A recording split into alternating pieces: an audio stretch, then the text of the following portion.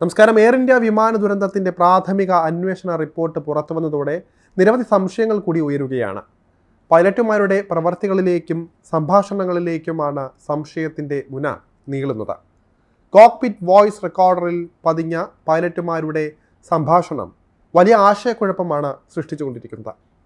Air ഇന്ത്യയിലെ ഏറ്റവും മുതിർന്ന ബോയിങ് 787 ഡ്രീം ലൈനർ ക്യാപ്റ്റന്മാരിൽ ഒരാളായ ക്യാപ്റ്റൻ സുമിത് സബർവാളും ഫസ്റ്റ് ഓഫീസർ ക്ലൈവ് കുന്ദറുമാണ് വിമാനം നിയന്ത്രിച്ചിരുന്നത്. ഇരുവരും മികച്ച ട്രാക്ക് റെക്കോർഡും പറക്കൽ പരിചയവുമുള്ള പൈലറ്റുമാർ കൂടിയാണ്. ക്യാപ്റ്റൻ സുമിത് സബർവാൾ എയർ ഇന്ത്യയിലെ ഏറ്റവും മുതിർന്ന ബോയിങ് 787 ഡ്രീം ലൈനർ ക്യാപ്റ്റന്മാരിൽ ഒരാളാണ്. 8200 മണിക്കൂർ വിമാനം നിയന്ത്രിച്ച പരിചയമുള്ളയാളാണ്. സുമിത് ശാന്തനും സുരക്ഷയ്ക്ക് മുൻഗണന കൊടുക്കുന്നയാളാണെന്നുമാണ് സഹപ്രവർത്തകരുടെ വാക്കുകൾ. കോ പൈലറ്റ് ക്ലൈവ് കുന്ദർ 1100 മണിക്കൂർ വിമാനം പറത്തി പരിശീലനമുള്ളയാളാണ്. ഫ്ലോറിഡയിലെ പാരീസ് എയർ ഇൻക് ഫ്ലൈറ്റ് ട്രെയിനിങ് ഇൻസ്റ്റിറ്റ്യൂട്ടിൽ നിന്ന് പഠനം പൂർത്തിയാക്കിയയാളാണ്.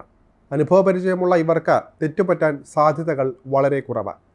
ഈ സാഹചര്യത്തിലാണ് ഇരുവരുടെയും സംഭാഷണം ആശയക്കുഴപ്പം സൃഷ്ടിക്കുന്നത്.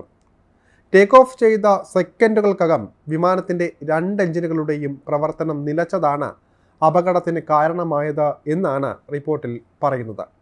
എഞ്ചിനുകളിലേക്ക് ഇന്ധനം നൽകുന്ന സ്വിച്ചുകൾ റണ്ണിൽ നിന്ന് കട്ട് ഓഫ് പൊസിഷനിലേക്കായിരുന്നു വന്നത്. സ്വിച്ചുകൾ ഉടൻ തന്നെ പ്രവർത്തനക്ഷമമാക്കി, എങ്കിലും എഞ്ചിന് പറന്നുയരാനുള്ള ശക്തി ലഭിച്ചില്ല. ഇതേ തുടർന്ന് താഴേക്ക് പതിക്കുകയായിരുന്നു വിമാനം. ഈ അതിനിർണായക ഘട്ടത്തിലുള്ള പൈലറ്റുമാരുടെ സംഭാഷണങ്ങൾ കോക്പിറ്റ് വോയിസ് റെക്കോർഡറിൽ രേഖപ്പെടുത്തിയിട്ടുമുണ്ട്.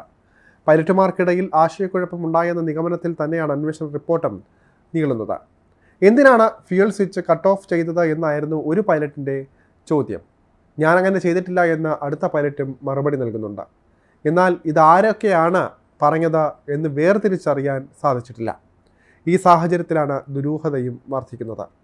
സ്വിച്ചുകൾ ഓഫ് ചെയ്യുന്നത് സംബന്ധിച്ച് പൈലറ്റുമാർ ആശയക്കുഴപ്പത്തിലായി എന്നതാണ് ഈ സംഭാഷണം വ്യക്തമാക്കുന്നത്.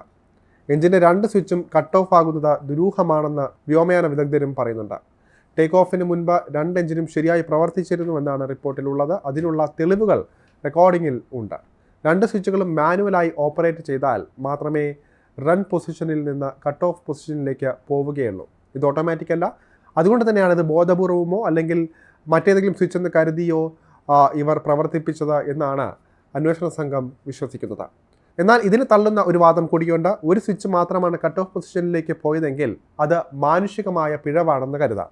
എന്നാൽ 1 സെക്കൻഡ് വ്യത്യാസത്തിൽ സ്വിച്ചുകൾ കട്ട് ഓഫ് പൊസിഷനിലേക്ക് മാറിയത് ദുരൂഹമാണെന്ന് തന്നെയാണ് വിദഗ്ധർ പറയുന്നത്.